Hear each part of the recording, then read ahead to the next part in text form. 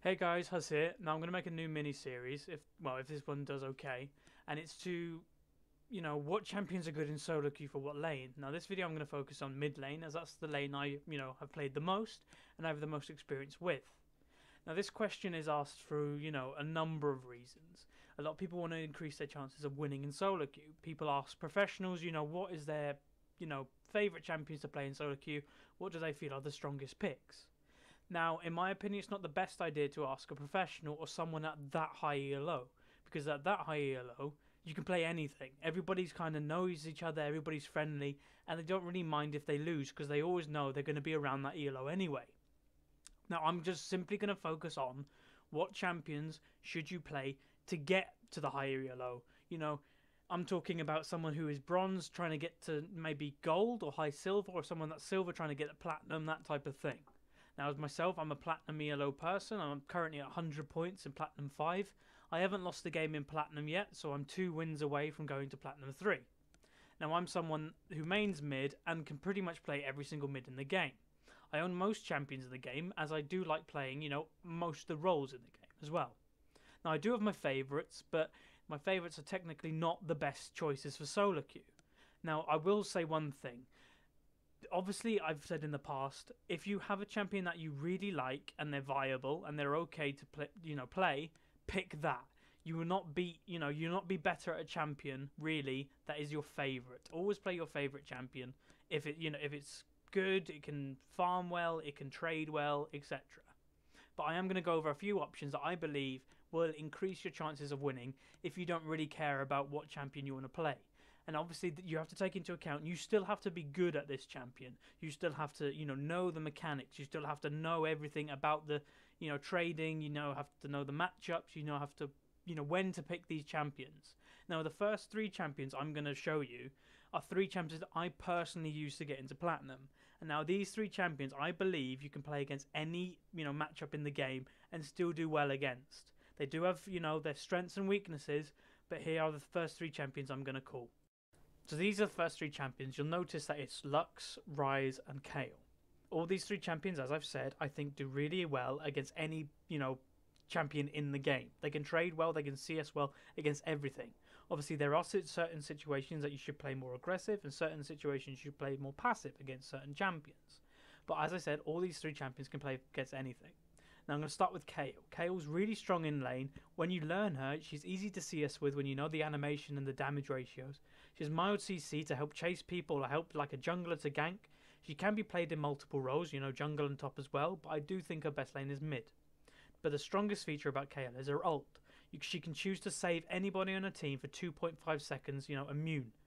If someone gets caught, if that's just in a team fight to prolong, them dying so they can do more damage, anything.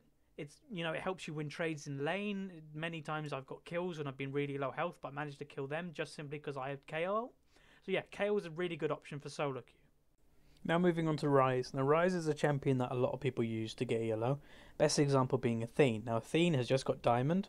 Obviously there was a bit of controversy behind it, but nevertheless you can't argue he got a lot of ELO using Ryze. Now, Ryze is a really strong champion, especially if you take TP on him. It gives you a little bit less, dominance in lane if you don't take Ignite, but it will help your team.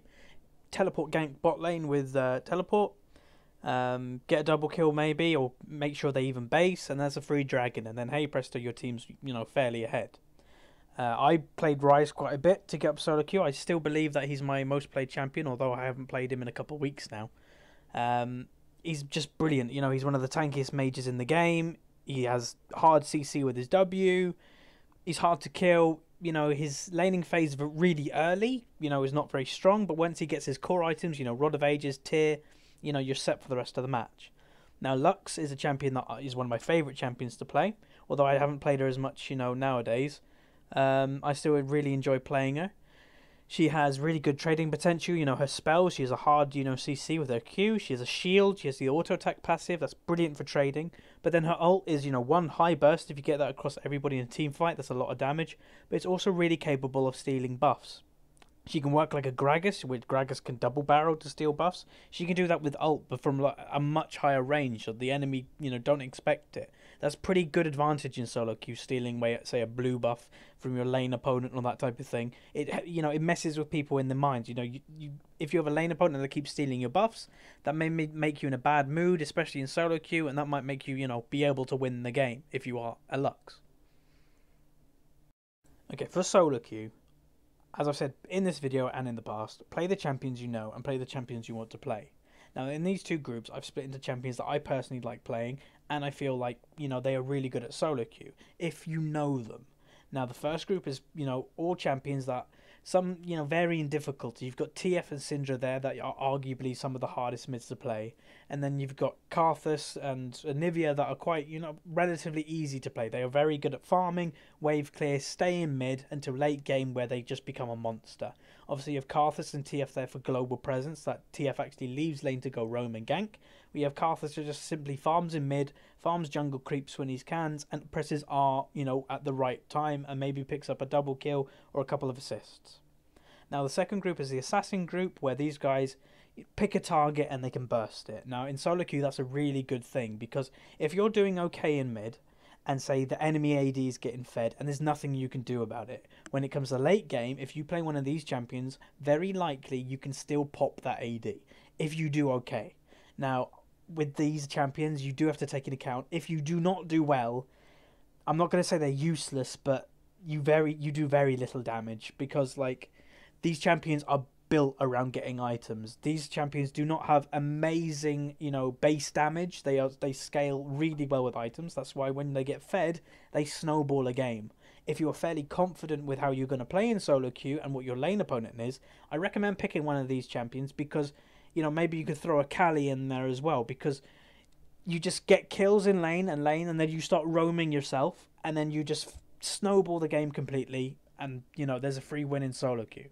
Now, these are just some champions that I believe are, pretty good in solo queue, and champions I played personally in solo queue and ranked 5v5s. There are other champions there, and as I've said, play what you know. If your favourite and best champion is Swain, play Swain mid. If it's Gragas, play Gragas mid. Now, these are just, basic guidelines I follow myself.